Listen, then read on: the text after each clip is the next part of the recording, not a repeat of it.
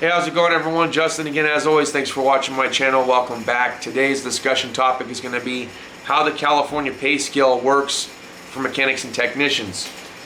I've got a lot of experience with this, living in California for almost 6 years now. I was here when I was younger, but I'm back now as an adult, being gone for over a decade, and now I'm able to work on cars for a living. So I've got a more than fuzzy idea of how the pay scale works down here. One of the first jobs that I had as a mechanic was working for a lube shop, or a Sears Auto Center. And when I was there, and I don't know if the wages have changed throughout the years, but when I first started, it was for as an entry-level mechanic or lube tech, going up through level 1, was an oil change guy who just basically changed oil, rotated tires, did tire changes, etc. That was pretty much the extent of your work, and as a result you were paid $5.50 per hour plus commission. And the commission you got was based on how many tires you did, how many oil changes you did, how many rotations you did within a day. If you did not exceed your commission level, then you were paid minimum wage. That's how that worked. And that goes for level 2 and 3 as well. Now level 2 was $6.50 an hour plus commission. Level 3, and that was if you went through all the fluid flush courses and how to do drive belts and things like that, struts, shocks, etc. And when you went to your level 3 class, which was brakes and alignments, then you were like 100% certified through Sears to pretty much do everything that they were willing to take in at that shop. And then that was $7.50 an hour plus commission. Again, if you didn't exceed your commission, you were paid minimum wage. I struggled a little bit through level 1 and 2 because there wasn't as many oil changes and tires coming in as alignments and brake jobs and small like engine repair stuff, which was a level 3 job. Once I got to so I was pretty much paid minimum wage. Once I got to level 3 though, I was able to average about $13 to $14 per hour, which was at that time, it was about $4 or $5 more than minimum wage was. So I did fairly well at the lube shop. Starting over at a Ford dealership as a lube tech, they clearly saw that I had, some college experience, and I had, 2 years at a oil change shop.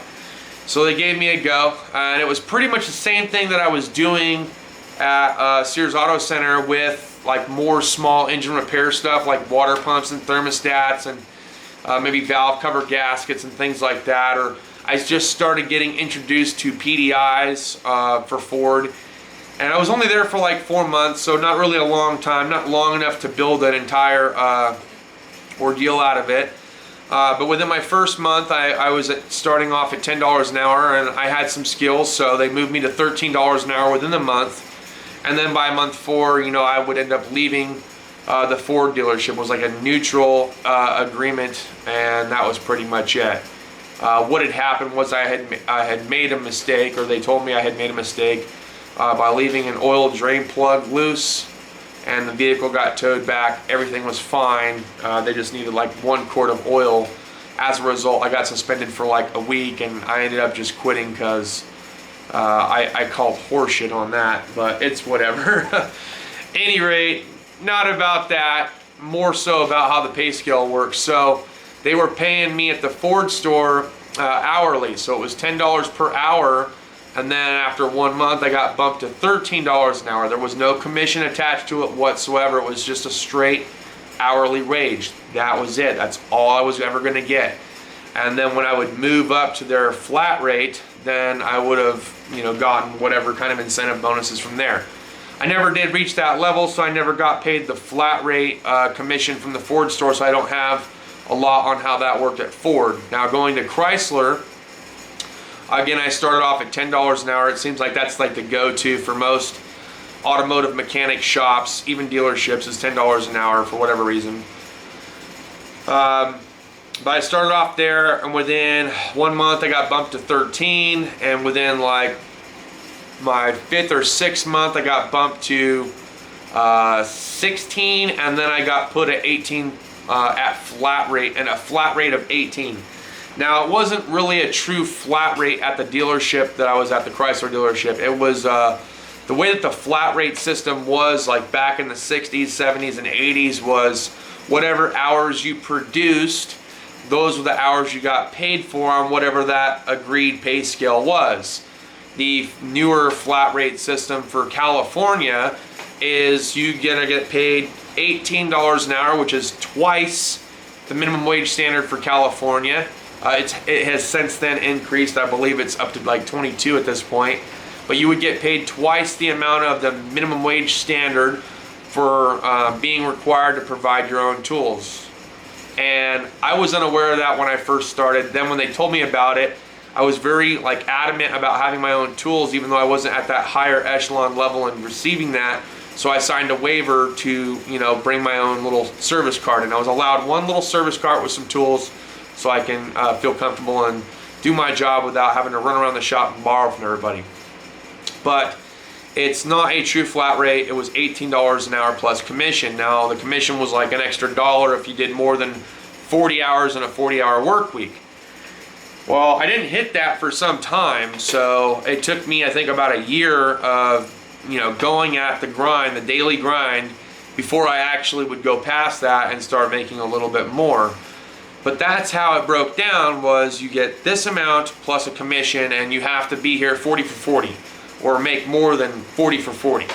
And I was like, well, that's a little bit unrealistic. It's whatever. Now, when I went to the other Chrysler dealership, the way that they had paid me was a $25 an hour flat rate, and the way that that system broke down, a little bit different than the original Chrysler dealership I was at, was even though it was $25 per hour flat rate, it was actually $25 per hour, but with the exception of this. If I produced, let's say 40 hours of work in an 80-hour 2-week period, I would get paid $25 an hour for the 40 hours of labor that I produced, and for the last 40 hours of labor, I would get paid minimum wage. And then whatever the difference was between the hours I produced and the minimum wage hours is what would equivalate to whatever it was I was really getting paid. So I may have been making less than I actually was at the other Chrysler dealership. Each dealership pays differently. They don't all pay the same. So make sure if you do get ready to go to work for a dealership, you understand how the pay scale works. Even if you're being brought on as a lube tech at a lower level, make sure you understand how that pay system works for the higher end techs, if they will even divulge that information to you, because I know a lot of people are really sensitive when it comes to talking about money. Don't know why, but they get all crazy and they don't want to talk about it. So try to get buddy with a master tech and then pull them aside and be like, hey, I'm here at this is how much I'm making right now. I'm hoping to be here for an extended period of time. If I ever get to your level, what can I expect pay-wise, and how does the pay system work? And they'll walk you through it. Now, at the independent shop, I've only had experience with working at one shop, and you guys know I absolutely love that shop. It's an hourly wage. It's an hourly wage, but if you produce more than I think it's 20 hours in a 1-week period, you get an extra dollar pay perk. And if it's more than 30 hours, then it's another little pay perk. And then if it's more than 40 hours, it's another little pay perk. And these pay perks come in based on how productive you were in that 1-week pay period. So not 2 weeks, but 1 week. So a little bit different too. At the dealership, I was paid every other week. And then at the other dealership, I was paid every 5th and 25th or 5th and 21st of the month. Now at the independent shop, it's every single week. At the lube shop, it was every other week. So whatever every other Friday was, that's when we got paid. So everybody, depending on the company that you work for, the dealership you work for, the independent shop that you work for, they all pay a little bit differently. So understand when you're getting paid, how you're getting paid, and how it works. That's all I pretty much have for this video, guys. But I did tell you I would do a video talking about how the California pay scale works for California. Like I said, it sounds a little bit tricky, but if you rewind and rewatch or whatever, you'll understand kind of how it worked. And everybody's pay scale is a little bit different, and they all want to make it seem like you're going to get this big, grand, standing ovation and all this big money. The dealerships want you to believe that. But in regards, they have some way of being able to work it out so you pretty much just get the minimum. Now, don't get me wrong, I was extremely grateful to receive twice the minimum wage standard when I was working for Yucca Valley Chrysler. It was great. I knew what to expect every single paycheck. Nothing really changed unless I did really fucking good that week, you know what I mean, or that 2 weeks.